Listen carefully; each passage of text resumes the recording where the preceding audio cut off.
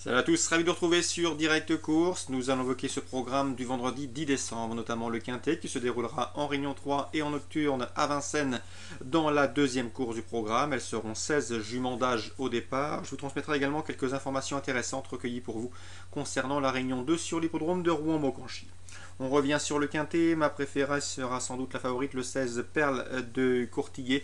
C'est une jument assez pratique, assez brave, maniable. Elle répète toutes ses courses, elle est en forme. Ses résultats précédents et récents en attestent. Elle fait de surcroît face à un engagement favorable au plafond des gains.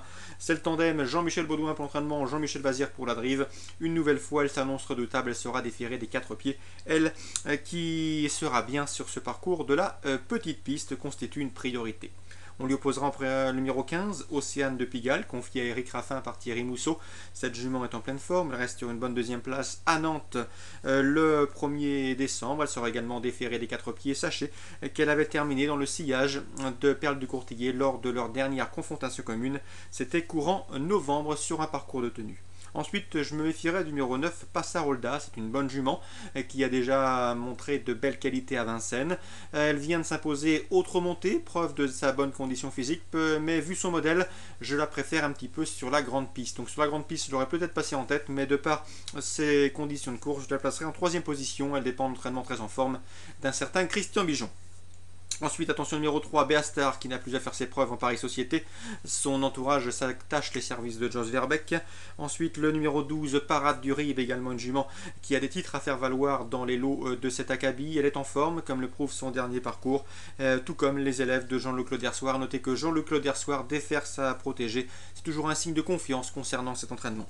Ensuite, le numéro 7, c'est Carrel de Rose. Attention à elle, elle vaut mieux que ne l'indiquent ses derniers classements. Elle a bien fini dernièrement le 1er décembre, en tout cas mieux que ne l'indique le classement à l'arrivée. Déféré des 4 pour l'occasion, confie Anthony Barrier. La méfiance s'impose.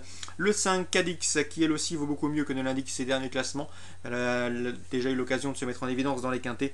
Il faut s'en méfier, elle pourrait bien venir pimenter les rapports. Ensuite, le numéro 11, Kiskia, peut-être barré pour le succès, mais cette jument présentée par Alain Roussel, drivée par Nicolas a des titres également. Elle est somme toute assez régulière, elle peut suivre tous les trains et si elle peut s'installer en tête, elle est capable d'un sacré numéro. Donc attention à elle, cette Keskia qui avait bien gagné à Graigne le 8 novembre. Donc résumé chiffré pour ce quintet, le 16 et le 15, mes deux priorités. Ensuite le 9, Passarolda, le 3, Beastar, le 12, Parade du Rib, le 7, Carrel de Rose, le 5, Cadix et le 11, Kiskia pour ce quintet exclusivement réservé aux juments.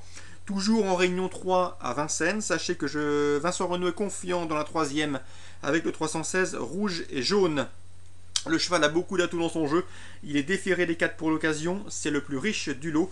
Il a déjà marché 13-7 sur ce parcours, confié à un pilote, c'est une priorité. On lui opposera logiquement le 11, Roulouk de Soso, un cheval extrêmement régulier confié à JMB qui apprécie les parcours de tenue. Le 8 et le 9, le 8 c'est Requin du Relais présenté par Christian Bijon, le 9 c'est Roche d'Herpet présenté par Jean-Luc Bijon. Les deux éléments mayennais semblent en mesure également de jouer les premiers rôles. Donc 316 en jeu simple pour un couplet. 316, 311, 308, 309. Direction maintenant l'hippodrome de Rouen-Maucanchy en Réunion 2. Première information, première course avec le 114 Obéliscus. Il m'a vraiment bien plu la dernière fois sur l'hippodrome d'Amiens. Il a fini à la vitesse du vent. De surcroît, ce n'est pas un droitier. Il sera beaucoup mieux sur un profil corde à gauche comme celui de Rouen-Maucanchy.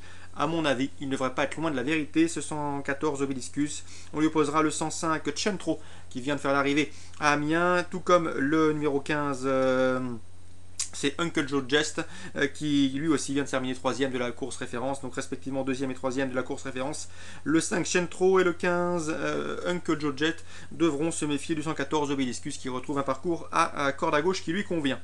La deuxième, Franck Delano est confiant avec le 207 Tavignano. Le cheval reste sur une série de bons succès, une belle victoire dernièrement à Nantes avec de la marge.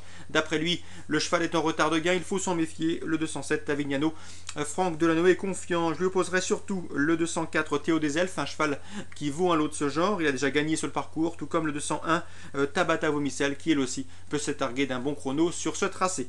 Donc 207, ses opposants, le 204 le 201 à Rouen-Monconchi. On termine avec la troisième puisque Karl Champenois est confiant avec le 317 Rime du Ferron.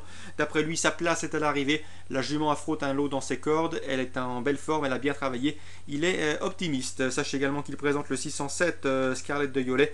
D'après lui, elle a une chance. Une fois, elle s'est fait accrocher dans la Laval alors qu'elle possédait d'évidentes ressources. Elle pourrait bien prendre une place à Bellecote dans cette épreuve. Je lui opposerai surtout le 606 Sylvanie. Souvenez-vous, je vous l'avais indiqué lors de son succès à 10 contre 1 sur l'hippodrome de Graigne. La jument est toujours au top. C'est une belle chance, elle doit pouvoir confirmer, d'autant qu'elle a déjà gagné sur l'hippodrome de Rouen-Monconchi. Elle retrouve le parcours qui lui convient. Donc les courses ciblées pour Monconchi, la première 14, 5 et 15, la deuxième 207 avec le 4 hélas, la troisième le 317 pour une place et la sixième éventuellement, mais la course est ouverte. Pourquoi pas le 607 pour une petite place à Bellecote et le 606 qui devrait confirmer son récent succès. Très bon jeu à tous, bonne journée, rendez-vous demain pour une nouvelle émission.